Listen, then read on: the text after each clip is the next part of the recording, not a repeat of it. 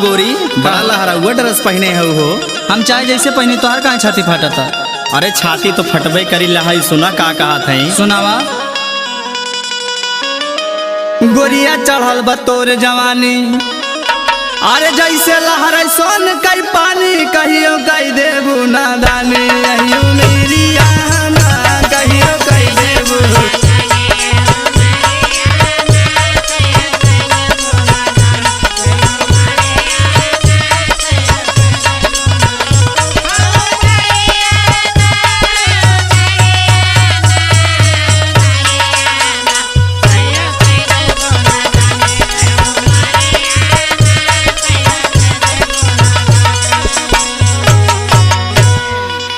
अरे जालू दई के ओठ में लाली, तोहार का है छाती फाटा था। सुना काहे फाटा था। सुनावा। अरे जालू दई के ओठ में लाली, अरे जैसे लागी हुआ मर पाली, मन करे जहर खाली बीच बजारिया मन करे जहर खाली।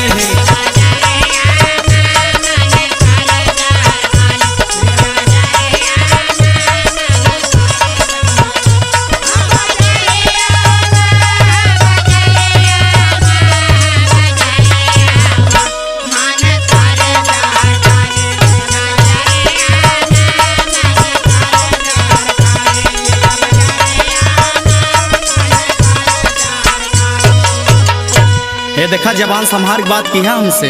अरे हम करत ही जवान संभार के, पहले बात सुनो हमार। सुनावा।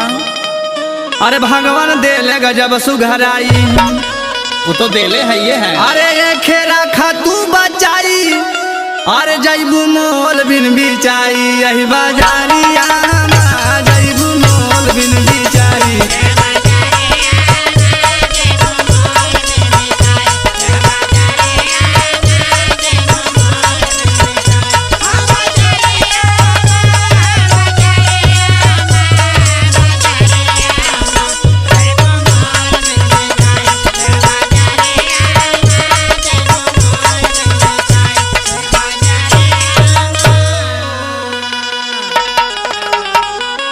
अरे तोहरे नाई शरम यौहानी, तोहरे बड़ा लाज शरम बा दूसरे की बहन बेटी छेड़ा बा।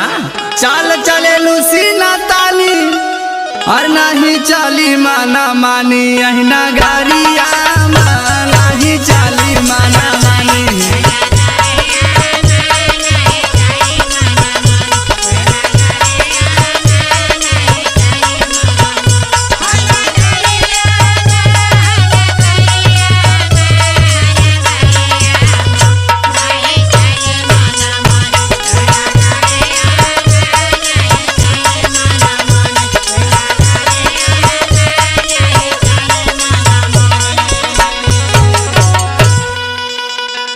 अरे सीता अनुसुईया कई देश, अरे पहन के घूमबू एस ड्रेस, राहुल रोहित टांग ले हैं दोपहरिया।